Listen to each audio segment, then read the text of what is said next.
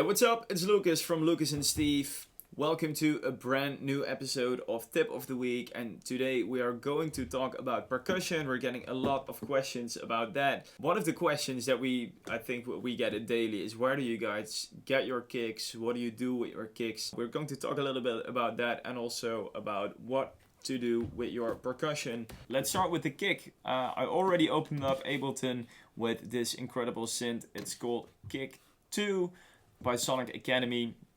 This is a kick generator that we've used in a lot of our tracks. The beautiful thing about this is that you can alter your kick in all kinds of ways. It's got some cool presets, and you can edit every kick in different layers. I think it has 3 layers, and also get the key right. What do you do if your track is in the key of F? You can alter this kick. I will show you how by getting all these dots. Those are actually frequencies that the kick is playing, and you can select at what time it will play that. Just set them all to F if your track is in F. Is your track in A, set them all to A.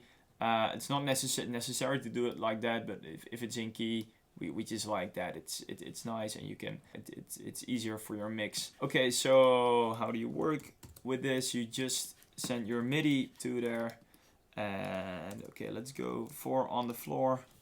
1, 2, 3, 4. This is just the basic default preset, and I just turn it to F.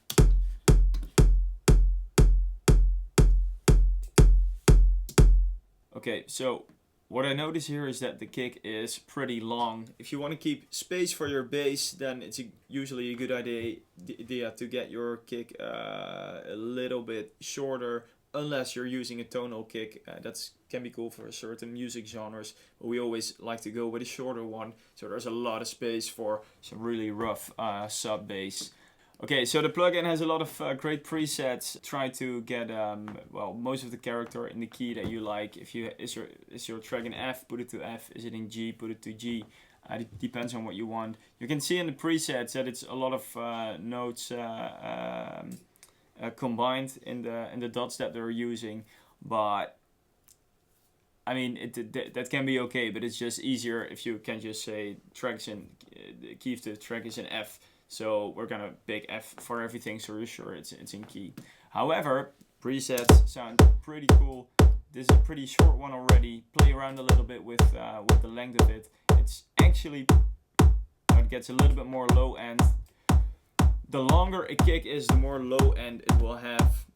However, you don't want to get too much low end in your kick, because then it will conflict with your bass or your sub bass. So you always like to go for a pretty short one.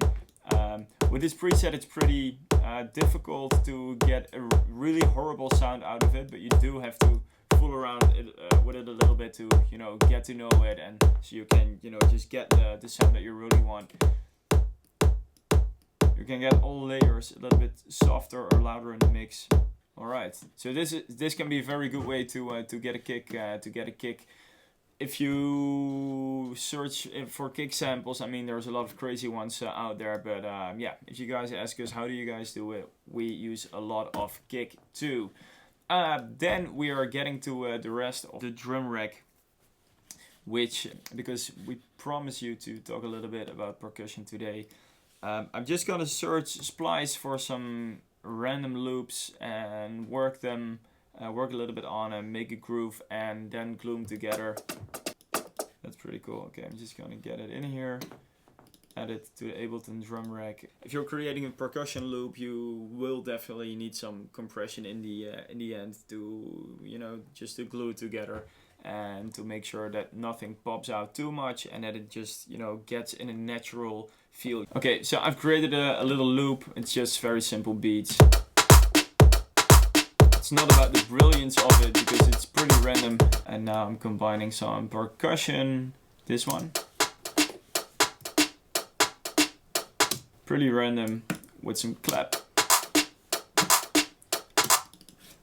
Now I don't want things to pop out too much, and I want it to be glued together. Solid State Logic SSL designed a compressor for that a long time ago. There's a Waves emulation, and there's a Universal Audio emulation, which is really good also. It's a G-Bus compressor.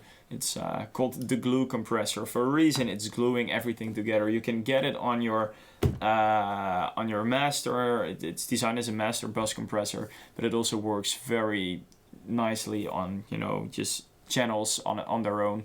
The thing is, SSL designed this one. It's actually here, by the way. This is the original one, the analog one, but I'm gonna show you the. I mean, it works the same. This one just sounds, has a little bit more character, but this one also really does the job, the emulation. This one used to be the compressor on the master of the big SSL consoles. If you walk into the video set of a lot of hip hop videos, you see this one. There's a big desk with a lot of faders, a lot of knobs, and this would be the compressor for the whole table. Every channel has its own compressor, but this one is just better. They only make one for the whole table, and it would just be too expensive to get this one on every channel. So that's why they have their own compressors that are, not as spectacular as this one. Okay, so here we go. SSL G-Bus compressor.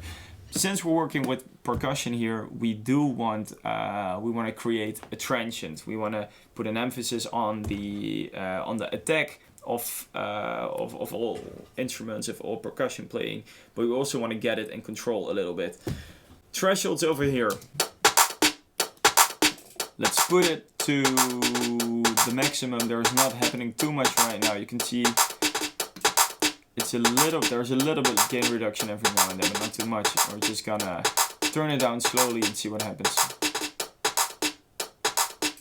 Since percussion, you want everything to hit. You're gonna get your release super short. You can see on the meter that it's starting to move a little bit more nervously. It's just responding super fast. If you slow down the attack, you will hear that.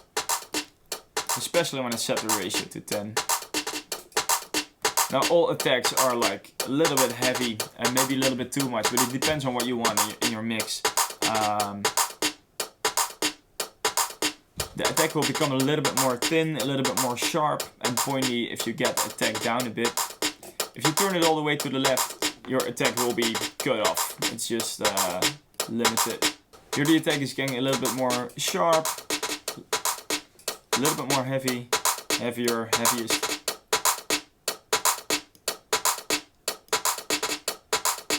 I think this one is pretty cool. It's nice and subtle.